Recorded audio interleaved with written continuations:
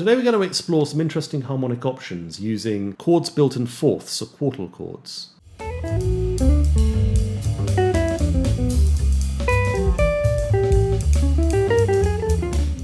Usually when we play jazz and Western music generally, we tend to build them out of thirds.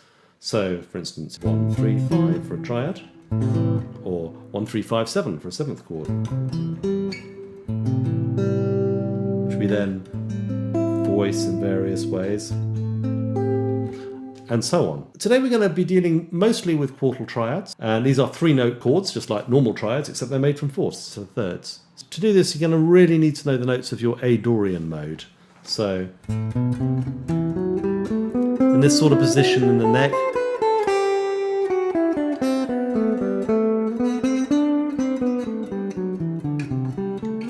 and we're going to start by just taking one note along the string.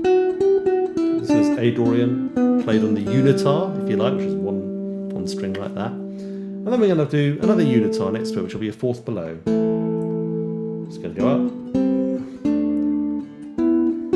This is an impure fourth. A perfect fourth would be like this, be that shape. This is a sharpened fourth, or a tritone, or an augmented fourth if you want to be really proper. And we're going to add another fourth below that. We've got a 3-note parallel quartal triad. Much less complicated than it sounds. It's basically just 2 fourths plopped on top of each other. And overall it goes root,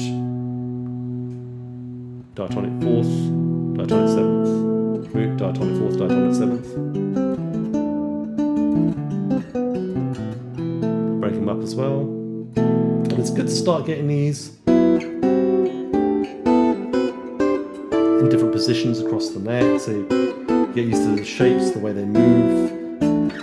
So that's the basic sort of first principle, and this is called planing intervals through the mode, if you want a fancy name for it. There's a great book by Mick Goodrick, who's sadly no longer with us, which will appear up here, where he talks about different ways of doing this. We can use any intervals we like. For now, I'm also going to use a structure with a fourth and a second on top. So, for instance, we could use E, A, and then put an open B, and move that up the scale. You can also go across the strings like this. It's good practice, right? That one, bit of stretch, that one. And you see we get some interesting semitones in there as well from time to time. And then let's do a fourth on a second. So this is a nice starting point. F sharp G E C, very skronky chord. I haven't used the word skronky for a long time. Seems apt.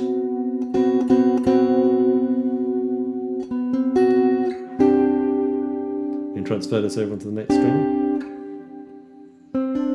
Like that. Bit of a simpler fingering, right? Same thing again.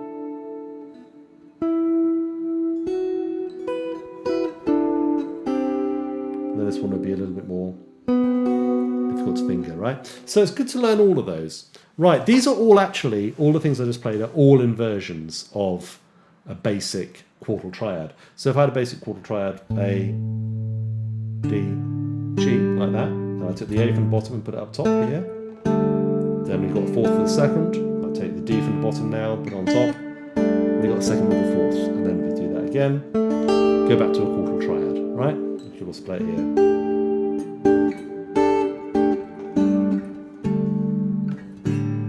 So it's good to get used to that, just like all the inversions. All our stuff so far has been very parallel, which is fine.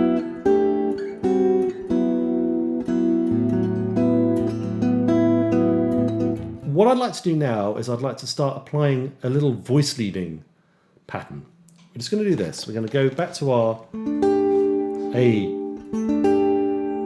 quartal triad, root 4th flat 7 up here, A, D, G. And we're going to take the top note and we're going to put it down by a diatonic third. Do the same thing with the next note down and then the bottom note. You're going to keep doing that cycle all the way through. I'm going to refinger this one to that, but it's basically the same as that, just so we've got room to do it some more. And then again, these two are the same, right? So I'm going here, doing myself enough room to keep going. And then we've got a lovely one here. Oh, love that. And then we go down by a minor third on the bottom. Sorry, major third in this case, so it's diatonic third, it doesn't really matter. Another third, another third, we end up on the open strings. Right, okay. So this is actually a Mick Goodrick voice leading Almanac cycle. And what one is it? Well, the cycles refer to the movement of the root. So for instance, if it's cycle 2, it's going up in steps. If it's cycle 7, it's going down in steps or going up in sevenths. If it's cycle 5, it's going up in fifths or down in fourths. If it's cycle 4, it's going up in fourths or down in fifths, okay? If we want to find the root of these triad inversions, that's root position, because it's just fourths, fourth, fourth, fourth. The next position up, you're looking at the note that's above the second. So that's an A, that's an A, that's an A, and then for this one, the one above the second is also an A. So if we take the first few chords of this, A, top note moves down by a minor third, diatonic third really. And now we have this note here, which is an E, right? That middle note moves down, then the root note of that next one, the one above the second is going to be a B, then the root position again, so it's F sharp. Now that is A, E, B, F sharp, C, G. It's a cycle of fifths. So this is cycle 5 according to Mick Goodrick's nomenclature. If we want cycle 4, we simply go the other way. So we start with our lowest chord. Lowest note moves up by a third. Second lowest note moves up by a third. This one moves up by a third. That one again. Hello, I love that chord. And then we go up to this one. Same thing again.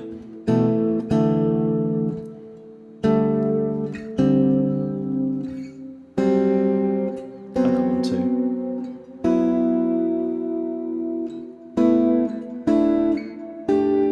Okay.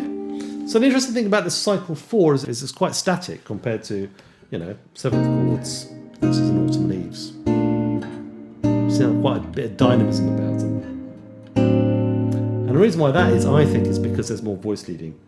More movement, right? 2 movements between each chord, in fact.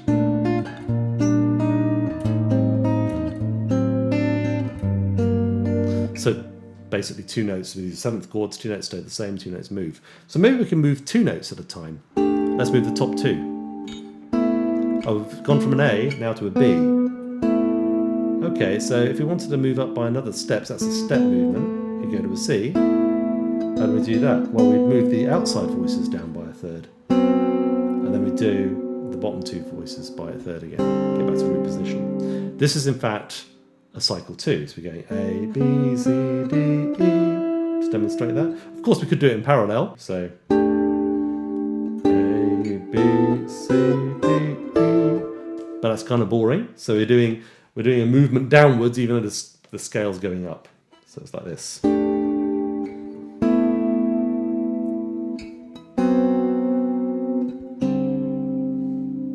Okay, top 2 notes now. And this is where it gets a little bit tricky, so we're running out of notes.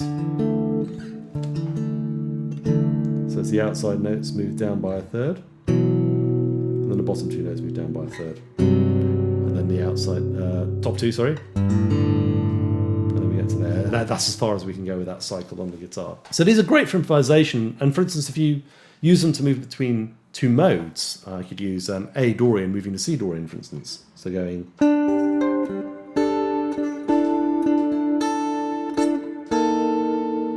It's nice. Here's this. And then moving down again. So this is a quartal root position. Move both thirds down. Go. That's a really nice way of moving from A Dorian to C Dorian. I'm just going to post the prelude that I improvised based on this idea. You don't have to stick to these cycles, you can mix them all up. It can just be a sort of source of ideas which you then kind of exploit for your own musical aims and ends.